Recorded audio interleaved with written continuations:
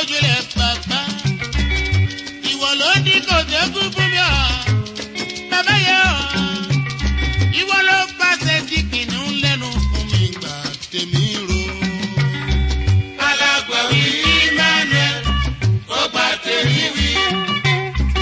alágbàwí Emmanuel ó gbà tèmi ro.